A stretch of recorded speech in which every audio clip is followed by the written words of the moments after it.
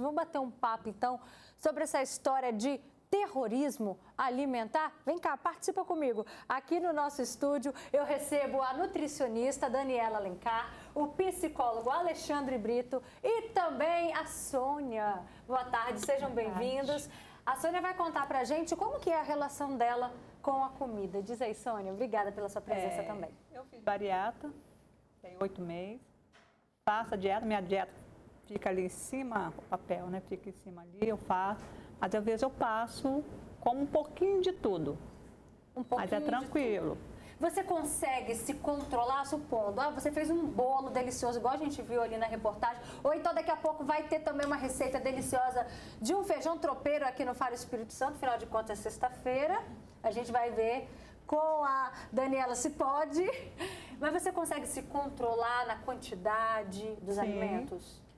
Sim, porque eu converso muito com a minha psicóloga, eu tenho uma psicóloga, converso, e quando eu vou na minha médica também, quando eu ultrapasso um pouquinho, eu converso com ela, ela falou, não pode, maneira, aí eu maneiro, mas tudo pouquinho. Tudo pouquinho. Porque o estômago ele não aceita, se ultrapassar, eu jogo para fora. Ainda mais você, né, que tem então esse histórico de bariátrica, então aí que a alimentação tem que ser bem equilibrada mesmo. Daniela Alencar, explica pra gente, às vezes a gente tem uma fase na vida, ou então até mesmo alguns amigos, com uma restrição alimentar que mais parece uma conta de matemática do que o prazer mesmo em se alimentar, ou então também o prazer que dá de abrir mão de comer determinado alimento. E onde que a gente encontra esse equilíbrio, hein? Então, quando a gente pensa no acesso à informação, ele é muito benéfico, né? Mas, dependendo da informação que a gente recebe, se a gente não tiver um caráter mais crítico, a gente acaba absorvendo uma informação que não é tão importante, não é tão interessante, né? Por que a gente fala sobre terrorismo nutricional? Porque ela não está passando uma informação que agregue, né? Muito pelo contrário. Eu converso muito com meus pacientes sobre isso, porque não é você deixar de comer um alimento que você gosta, é você aprender a comê-lo. Né? Não precisa ser uma rotina, mas eu tenho um aniversário para ir, eu tenho um casamento, eu vou num churrasco. Você abrir uma exceção, não tem problema nenhum, entendeu? E eu falo que não é nem um alimento que está fora na dieta, mas já está na dieta, desde que você equilibre. O que gera o emagrecimento, uma vida saudável, é um déficit nutricional. Então, se você foi lá comer um pouquinho a mais, no outro dia você deu uma caminhada, andou de bicicleta, você automaticamente gerou um déficit calórico e você consegue seguir sua vida normal. Porque eu falo muito isso, porque tá na moda essas canetinhas aí, famosas, né, que agem ali no GLP-1, aumentando a saciedade. Aquilo ali vai ajudar a você conseguir controlar o seu peso, mas o importante, ele tá aqui. É você aprender a comer aquilo que você gosta de forma moderada. Avaliar o que vale a pena você abrir mão. Será que é uma coisa que eu gosto tanto assim? Será que é um momento em que vale a pena? Porque às vezes tem gente que come na frente do computador trabalhando. Você nem percebeu o que você comeu, você não sabe nem a quantidade daquilo que você está comendo. Nem apreciou também, né? Nem apreciou. A gente fala muito sobre o mindfulness, né? Que é você saber aquilo que você está comendo. Tem gente que fala, eu gosto de refrigerante. Qual cheiro? Qual gosto? Às vezes você nem parou, você fala que gosta, mas você nem tem noção do que aquele alimento gera para você, entendeu? Então, ter essa consciência alimentar do que eu vou comer, qual a quantidade, dá para você ter uma vida normal, sendo saudável, sem abrir mão.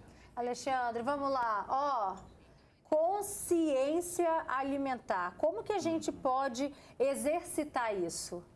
Até porque, quando a gente fala em alimentação, né, a gente sempre se relaciona com a comida envolvendo aspectos psicológicos. Quando, por exemplo, você vai comer e aí você tem, às vezes, um dia ruim, uma semana ruim, e às vezes você pensa em sim, ter se permitir um alimento, aí você vive aquele eu mereço, por exemplo. Então você ali acaba tendo uma relação com a comida ansiosa, ou às vezes você tem aquela relação com a comida em que você não presta atenção como ela trouxe no que você está comendo. Então, para ter essa consciência alimentar, você de alguma forma precisa não necessariamente viver essas ditaduras alimentares, em que existe o proibido e o que existe, né, de forma radical. Então, você consegue ter um pouco mais equilíbrio com a sua alimentação, quando você sabe como que aquilo ali de alguma forma te agrega. como aquilo ali, inclusive, pode até ser parte de uma filosofia de vida, como que aquilo ali te traz um certo prazer, como que você consegue administrar aquilo ali de modo que não seja um exagero, um excesso, né? Então, ter essa consciência alimentar é consciência também de que você tem que ter uma relação com a comida que não seja uma relação adoecedora, uma relação em que você tenha a culpa quando come, por exemplo, né? Então, ter essa questão de que o alimento, ele pode te integrar de um modo positivo. Inclusive aquele alimento que você só se permite em algumas situações, em algumas refeições. Mesmo assim, é preciso que tenha essa responsabilidade com o seu próprio corpo. E o que esse terrorismo alimentar, essa coisa radical que às vezes a gente encontra, principalmente na internet, pode causar na gente? Quais são as consequências? Ele pode causar muita ansiedade e mesmo gerar transtornos. Aí o transtorno ele passa além de uma ansiedade comum para algo que faz mal, paralisa a vida e faça com que você tenha uma relação com o alimento adoecedora. Por exemplo, a bulimia, na qual você come e aí tem essa suposta culpa, que às vezes vem de fora, de uma informação mal dada, mal feita, mal elaborada, e você acaba ali tentando produzir o quê? Uma eliminação. Seja por vômito, seja por outras vias, né? Que você vai o quê? Ter problemas, não só físicos, mas também problemas psicológicos com isso. Aliás, esse assunto ficou muito em alta lá com a princesa Diana, que tinha esse problema e ela levou isso a público. Começou a discussão mais pública ainda sobre isso. Então, é muito importante que a gente tenha cuidado com essas questões, porque pode então gerar ansiedade, pode você começar até a comer escondido de outras pessoas e pode levar a transtornos como a bulimia. Então, é muito importante que você tenha muito cuidado com isso. Olha só, a gente vai ver agora o relato da Paola. Ela cuida da alimentação, mas terrorismo alimentar não funciona com ela não, viu? Vamos ver. Eu sou uma pessoa que adoro me cuidar, faço exercícios, faço uma dieta, sim, com profissionais especializados, né? Mas, para mim, esse terrorismo não funciona, sabe? A minha nutricionista costuma falar até que é sem dieta, né?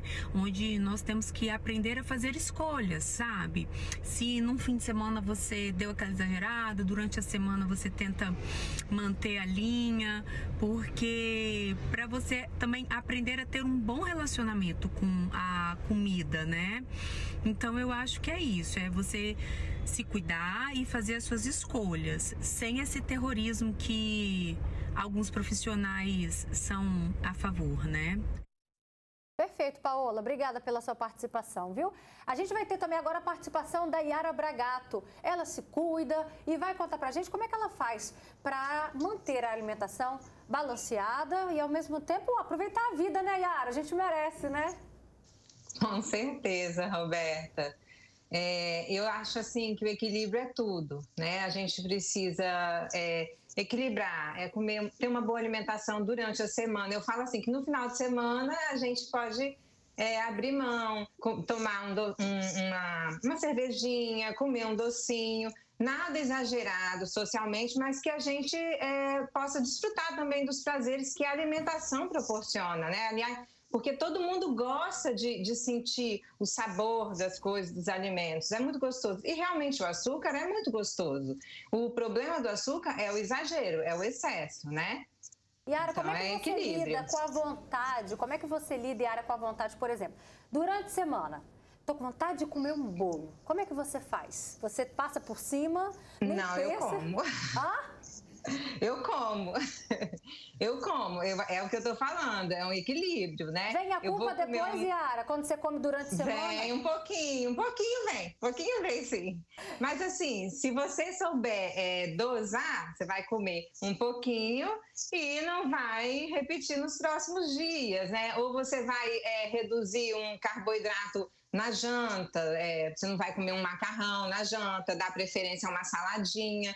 Tudo dosando para você não inserir também um monte de caloria na sua dieta, né? Aí você consegue, então, dessa forma também diminuir essa culpa? Sim. Se comer o bolinho aqui, vai comer a saladinha ali. É isso aí. É sempre no equilíbrio. Tá certo, Yara. Obrigada pela sua participação, pelo seu depoimento, viu? E aí agora eu vou trazer esse assunto aqui para a Daniela, que é nutricionista. É por aí, doutora, é esse encontro do que a Paola disse, do que a Yara disse, né, de tipo fazer essa compensação? Isso aí, foi como eu falei, né? Esse equilíbrio é o fundamental. É o que eu falo, se você tem um aniversário para ir num sábado, para que você vai gastar suas calorias, né, durante a semana? Deixa para comer naquele evento social que vai ser mais difícil para você manter ele foco. Tenta manter uma rotina de alimentação saudável. É importante ressaltar que, em alguns casos, é necessário a gente restringir alguns alimentos. Por exemplo, um paciente que tem muita distensão abdominal, muitos gases, a gente vê os alimentos que são mais flatulentos, né, que dá um pouco mais de fermentação e retira. Mas eu sempre retiro falando, olha, a gente vai retirar, a gente vai desinflamar, vamos trabalhar o seu intestino, depois nós vamos retornar com esses alimentos. Então, é muito importante que essas restrições, elas não sejam algo que seja... A não ser que a pessoa tenha uma alergia, né, uma intolerância, que aí não tem jeito, você precisa fazer uma restrição mais específica. Mas quando é algo que é para fazer um tratamento ali, que você vai reintroduzi-lo, é sempre importante deixar os pacientes atentos que essa restrição não vai ser para sempre, se não for nenhuma alergia ou intolerância.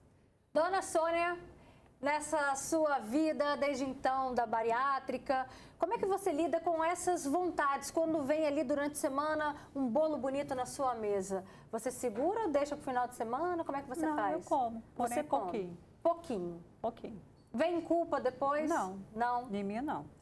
Alexandre, como é que a gente lida com esse sentimento? Tem muita gente que come e depois vem a culpa, né? Mas se você encontrou esse equilíbrio, ainda assim tem gente que tem esse sentimento. Eu gosto de dizer que a gente tem que trocar a culpa pela responsabilidade, que são coisas bem diferentes. Porque na culpa, você tenta ou se punir ou reparar o que você fez. Na responsabilidade, não.